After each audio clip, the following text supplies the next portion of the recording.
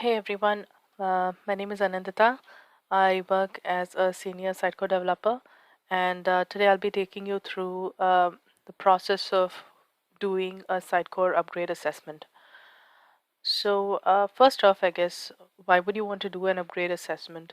So, very often you have clients who come up to you and tell you that they want to do an upgrade for whatever reason, and they pretty much want to know how much it's going to cost and how long it's going to take. So that is the whole purpose of doing this upgrade assessment.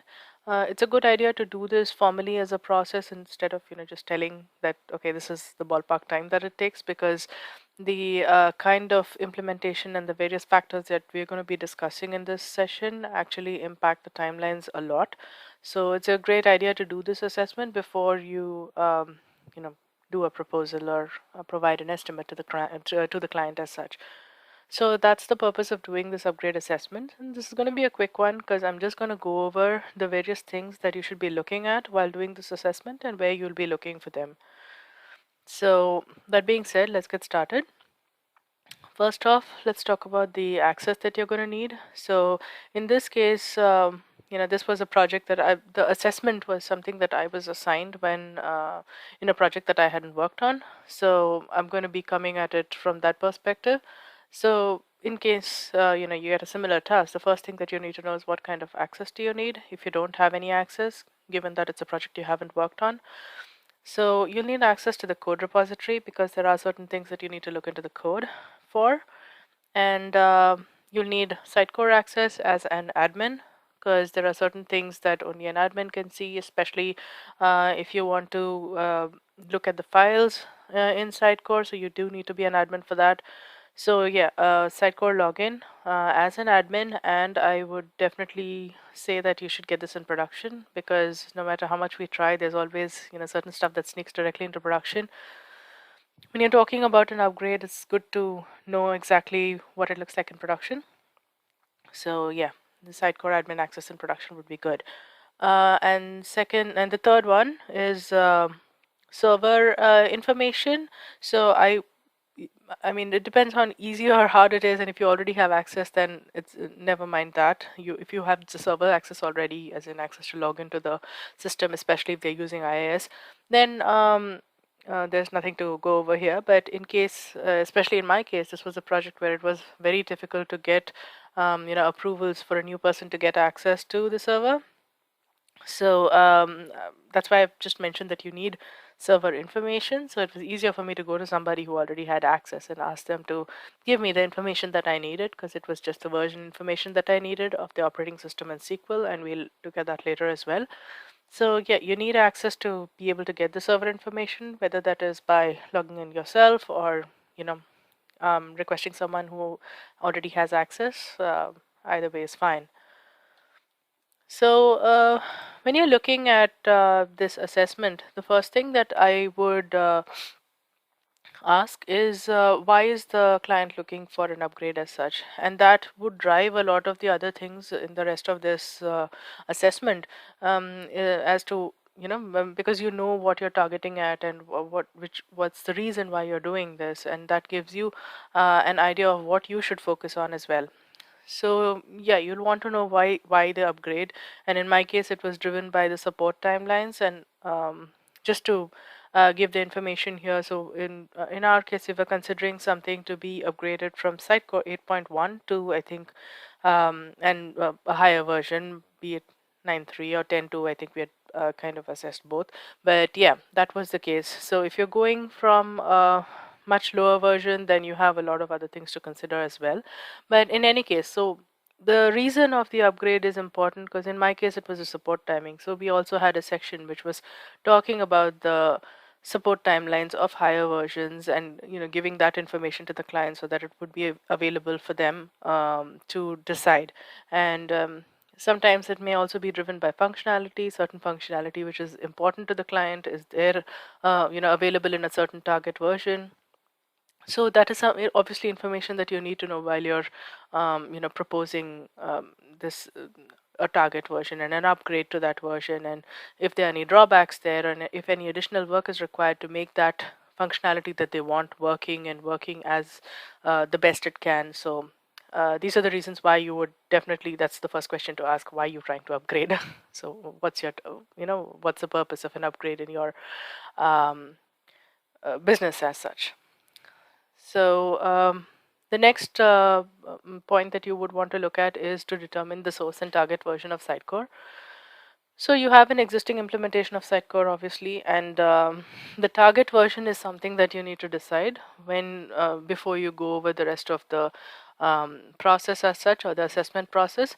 And this could be more than one, depending on. I mean, like in my case, you might be proposing to the client that you can go to either of these two versions. If you go to say 9.3, you get this, but you can, maybe you don't have to upgrade this, or certain things you have to give, like pros and cons of maybe a couple of versions, giving the client an option to choose as to what is more important to them and what is not, and based on that make the decision of which version of Sitecore they want to go to. So that's something that you would want to determine, and obviously early on. That's also going to be driven to a certain extent by why the client is upgrading as such, or requesting for an upgrade. So the next thing you'd want to look at is hosting. So how are they currently hosting their solution? That information is something you'll need from them. So because depending on where they're hosting and how they're hosting, that may drive how they would like to host in the upgraded version. In case, and we are aware of all of these actually anyway, in case uh,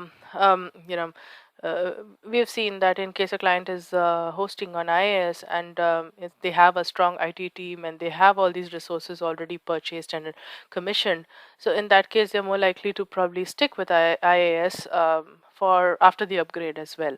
So things like that might drive this decision. So you'll definitely want to discuss or at least know what the client is using right now. If they're already on PaaS, then most likely they're going to continue staying on PaaS.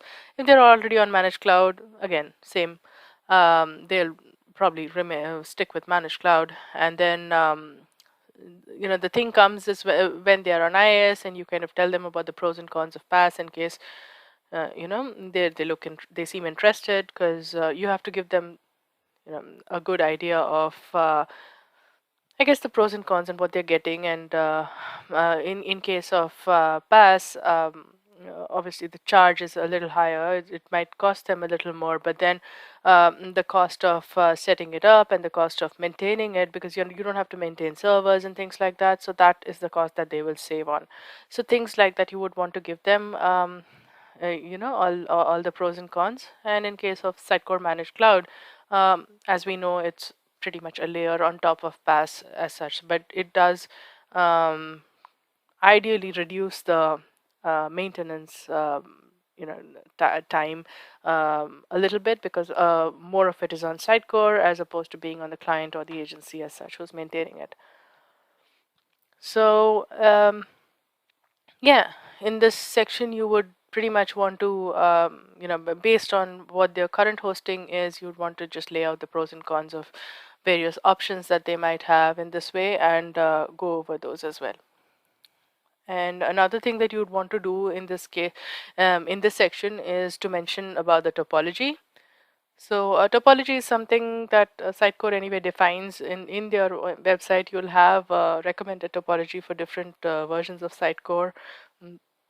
Excuse me, be it single or scaled topology, and you can choose to just go with that for whatever target version you're choosing, or you can, based on your experience, you can tweak it a bit if you'd like. So that is also something that you would define in this section. The next question comes is whether between Sitecore XP and XM. So obviously you need to determine what the client is on currently. So in my case, the client was on Sitecore XP, but then they weren't really using as many features of Sitecore XP, and they weren't using any. So we at this time we actually recommended that they go to Sitecore XM, because apart from reducing the Sitecore licensing cost, it would also impact the hosting cost. It would help in reducing that. It would also reduce the complexity and the time taken in setting up the solution and even maintaining it, because the number of components is significantly lower. So that's also something you'd want to consider.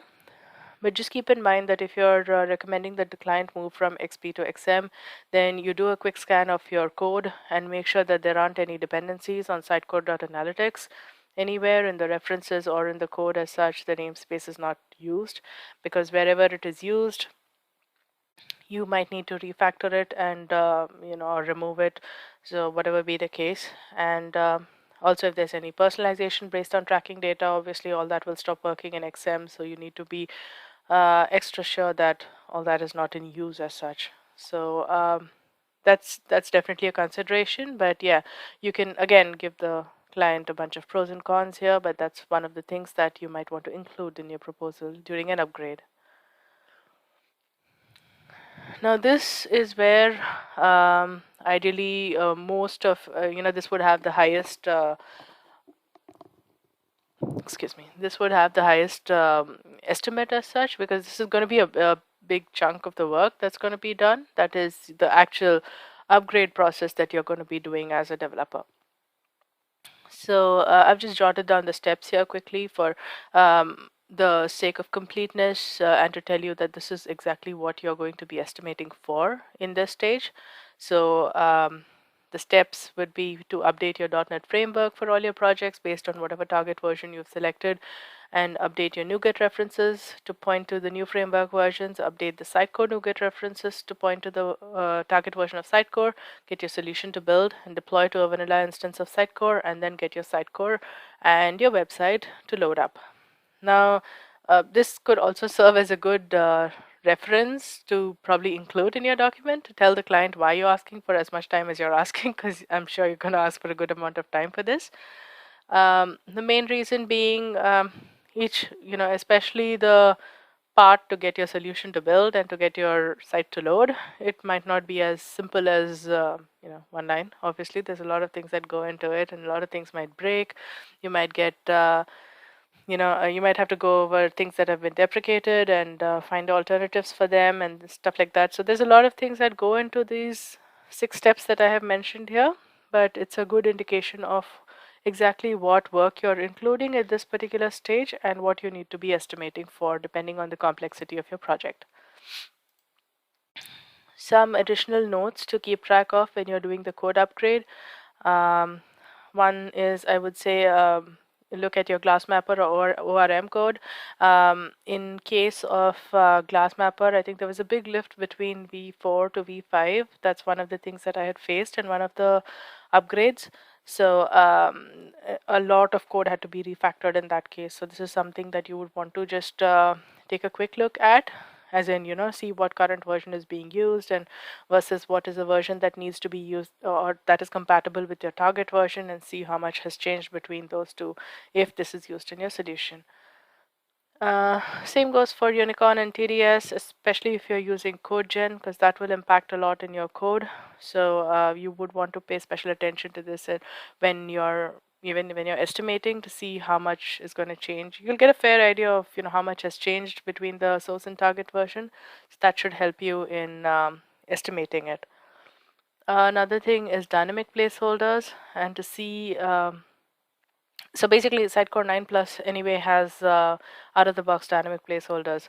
So if your source version is on Sitecore 9 Plus, I don't think you need to care. But if you are on a pre Sitecore 9 version which used custom dynamic placeholders, then that's something that you need to migrate to use out of the box dynamic placeholders. So you'll need to account for that, because that's actually, if it is used, it's going to be spread across a lot of your website, a good percentage of your website as such, which will all need to be refactored and then tested and migrated. So that's a good chunk of work there. And the last point here to keep in mind is rule-based configuration. Again, this came from Sitecore 9 onwards. So if you're on a pre-Sitecore 9 instance, you might see things like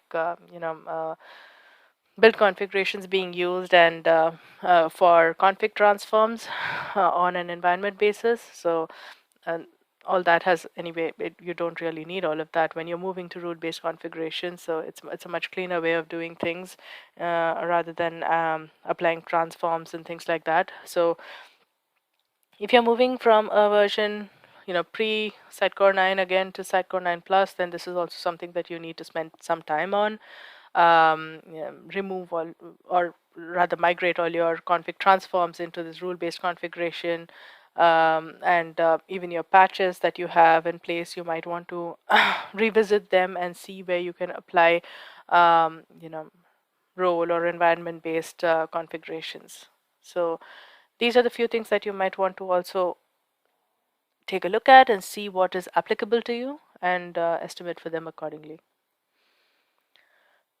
Now, here are some more of the heads that are some of sections that ideally you would want to look at and see if there's any work in any of these heads in your current scenario.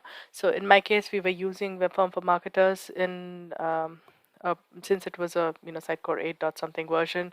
So in that case, WFFM was being used. So as we all know, there's actually no migrate path between WFFM forms and Sitecore forms. So if your current solution does have a lot of WFFM forms, then you need to pretty much rebuild them in Sitecore forms. And then you also need to see if there are any sort of custom actions and stuff in place, which you'll again need to refactor for Sitecore forms. So this is something. It's a yeah, I guess it's a sizable task to estimate for, especially if the client was using WFFM very heavily in their project. Next thing is Sitecore XDB. So again, I think Sitecore 9 Plus, there's an option of XDB, of XDB moving, being hosted in Sitecore as opposed to being forced to just do it in Mongo.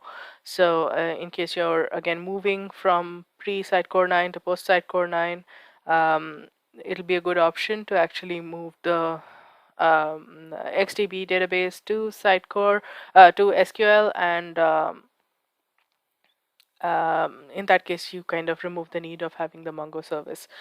But one thing, a big thing rather to consider here is that if your client was using Sitecore tracking and analytics heavily, then you also need to estimate for and look into migrating the XDB database and the data to the new version. Fortunately, this isn't something I had to do, but I do know that a lot of people have actually worked on this, even on getting data out from Mongo to a different database as such. So this is also something that you will want to consider while you're doing this assessment. Next point is Sitecore modules. So Sitecore modules as such, we are actually talking about and typically looking at external modules or connectors that are installed in Sitecore. So where you'll want to look, I suppose, for finding what modules are installed and are in use in Sitecore, is you'll want to look at the showconfig.aspx, which is the consolidated configuration that is available to see in Sitecore. So in production, this is one of the things that you really want admin access for, is you go into your domain /sitecore/admin and showconfig.aspx, and then that's when you look for what is included in the part of the config, and that will show you everything, including all the patches and all that have been applied to the configuration. So it's a good place to spot customizations and add-ons and modules and stuff that have been installed in the given Sitecore instance. So for Sitecore modules, ideally you would look at show config, you would look at the Sitecore launchpad, look at the start menu, because start menu also sometimes it has references. So I actually have all of this in a blog. Let me quickly show you that. So yeah, so you would want to look at your other than the launchpad, you'd want to look at the start menu and look at all applications here to see if there are any additional applications, and you'd also want to look at your Sitecore system modules folder to see if there are any modules here. So these would be the commonplace locations where you'd want to look at to see what kind of Sitecore modules are installed. And based on your findings, you will actually need to estimate as to how much time it's going to take to either find replacements or upgraded versions of the modules to be installed in your target Sitecore version. So that is something that I would do as a part of this, this activity. So what we would do is kind of jot down that, okay, these are all the modules that are there, and for this, we have versions which are compatible with the target version of Sitecore. For these, these other things we don't, and we have to see what kind of alternate we can find.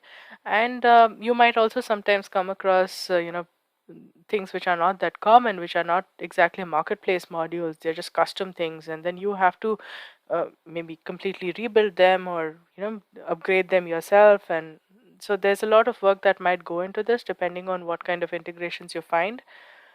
You'll also want to look at any connectors that are installed, things like if you're using WooCommerce, if you're using some connector to DAM, Salesforce, or anything like that, so that's it could be a really big chunk of time. So in this particular section, I would really encourage you to spend a good amount of time trying to find out exactly what modules and connectors have been installed, to see how much work will go into either upgrading them or just replacing them, whatever be the case.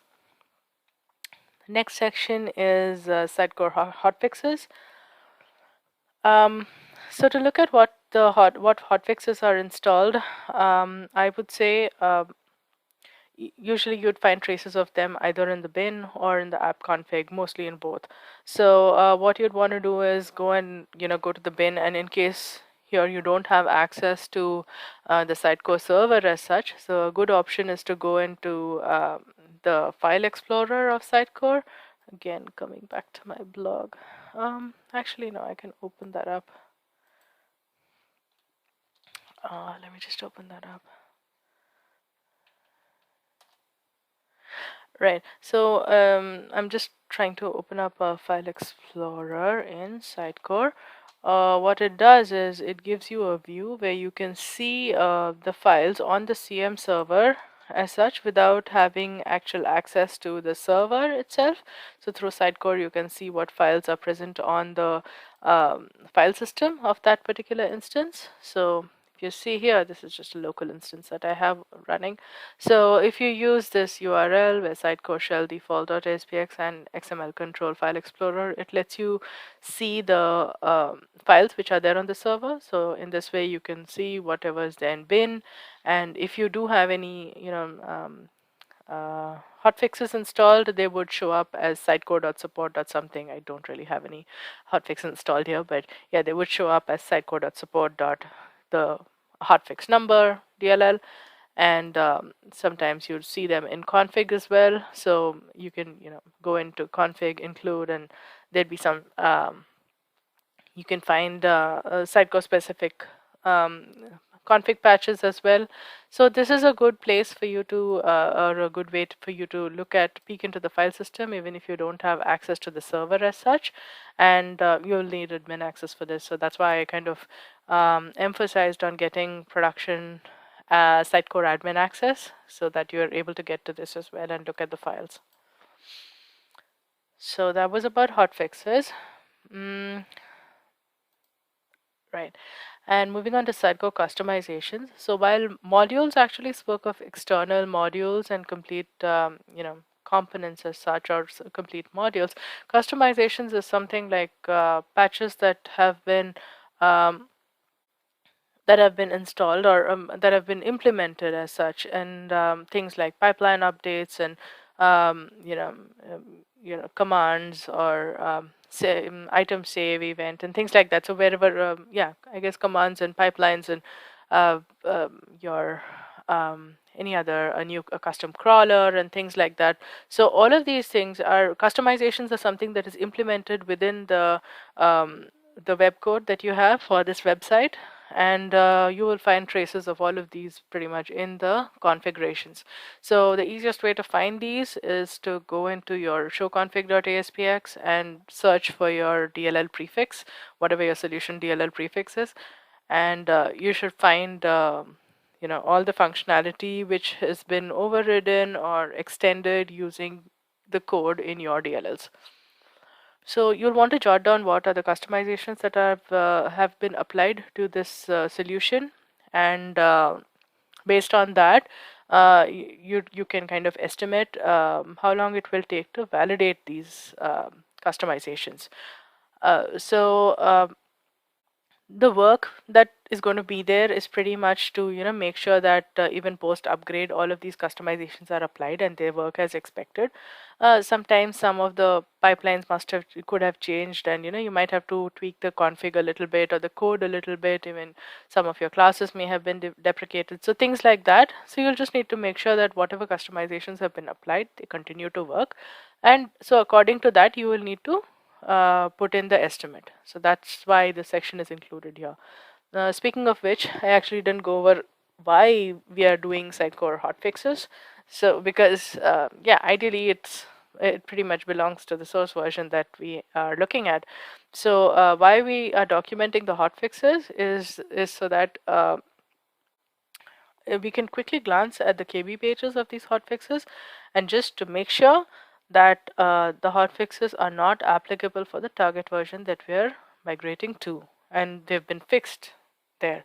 So it's usually a 1 day, 2 day thing, because you won't find more than 3 or 4 hotfixes ideally in whatever implementation you're looking at. So it's just a matter of going into the hotfix KBs and making sure that it has been fixed in whatever target version you're moving to, and to you know kind of confirm that okay, these hotfixes can be discarded and they don't need to move into the new upgraded version. So that's the whole point of documenting the hotfixes. So you're just estimating, saying that okay, there are like 4 hotfixes and I need 2 days to just validate that these don't need to move forward in the target instance. So that's about Sitecore hotfixes. Now, so the next section that you would look at is search engines. I think so. Between the search engines that used to work with Sitecore, I think Lucene has been phased out since Sitecore 9.3. It's no longer supported, and Azure Search is no longer supported from Sitecore 10.2 up to, I think in 10.1 it was deprecated, and 10.2 it's not supported at all. So if you are on either of these search engines, it's a good idea to move to Solr. Yeah, in case you were on one of these search engines and you're moving to a version which only supports Solr, so you have to move to Solr and you have to account for that. So that would be something that you would consider in the case of search engines, pretty much which search engine you're using. In case of a move that you're doing from another search engine to Solr, so you will need to account for any code changes that happen, and you'll have to look at the configuration and make sure nothing crazy has been done with regard to customizing the search engine. In case there is, then obviously you need to retrofit that with Solr. So that is pretty much the main thing that you'll be focusing on with regard to search engines. And in case you're moving to say Solr in a app service kind of mode, so you'll need to account for the cost implications in case you're using something like, or you're moving to something like SearchStacks, which wasn't in use before. So again, that's something that you'll need to account for. Now, third-party integrations. So this is something, this is pretty much stuff like third-party I guess APIs and widgets and stuff that you're using, and these ideally should not impact anything, as in these should not be impacted in any way. The only scenario where I see this being affected is because of the .NET framework upgrade that's happening, which will need to happen as a part of the Sitecore upgrade. So you'll just need to make sure that none of the third-party integrations are impacted based on this upgrade. So how you get this list, and this is I think the only point here, which might need some additional context, or might need you to talk to some people who have more context, I guess, in the with the project. Try to get this information from someone who has a little bit of prior knowledge of the project as such, so it'll be easier for you. Ideally, when you have these kind of third-party integrations, if you're lucky, everything is all the settings and the endpoints and keys and stuff are available in your app config, and you will be able to spot it based on that if you're not very familiar with the code yourself. But yeah, if you don't see any direction about this, ask your client for some confirmation about what third-party integrations are in place, because you'll just want to document them and pretty much mention that, yeah, we want to validate all of this post the upgrade. It might not require any additional works, but we do need to validate it, and based on the testing, things might come up. So you will want to account for it in the assessment as such. The last two things that you'd want to account for during an upgrade assessment is the environment setup. So based on the number of environments being set up, so how much time will each take, you'll obviously want to bring that up. And then at this stage, you'll also want to talk about creating and updating the CI/CD pipelines for all environments if that is in your scope. So yeah, based on your scope, you'll want to allow for estimation for all of this in the environment setup section. The last point is the content migration strategy. So this also it varies a lot, actually, the amount of time that goes into the content migration. You have different ways of doing it. Like I've mentioned here, you can go with the Sitecore scripts, which actually just upgrades your database and run certain scripts on it to make it which is a part of the Sitecore upgrader, so to make it match the target version. Or you can go with PowerShell for migrating your items from one version to another, or use Sitecore serialization or Unicorn, or even TDS for pulling data from one instance to another. Or you can go with Razzle, which is specifically built just for this purpose, to basically sync content between two instances, and it works fine between two instances of different versions as well. So you'll need to choose what kind of migration you'd like to do, and what you want to use to migrate, because based on that your time is going to vary. One point that you really need to look at is the size of your content, and you'll need to look at this to kind of estimate, because if in my experience I've seen that sometimes you have a master database of size like 3 GB, 4 GB, which is very easy to migrate. Usually it's a little bit of media, and so if your size is only that much, you just don't have to worry. It's quite easy. It runs in a few hours, whatever way you're using to do the sync. But if you run into a master database of say 25 GB, so we did run into a situation where we got really burned, because the size was so huge that we were trying to run migration, and we would just leave it overnight and come back in the morning and keep seeing that it failed for whatever reason. So that is something that took us, I mean, we thought it'll just take a day or two for each time we migrate, but it ended up taking more than a week.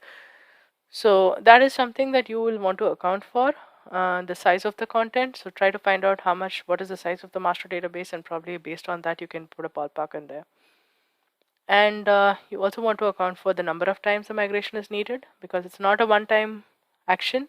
So based on what we had done for this project, we had actually accounted for the content migration 3 times. So first time was when the local developer starts the work, and they are basically working off of this initial migration attempt that is done, and working on the upgrade based on that. So that is the one time it would happen. The second time was when the UAT started. So at that point, you would basically have completed the upgrade completely on lower environments, on your dev and your local environments, and lower environments under UAT. So this would also serve as a dry run for the production deployment eventually.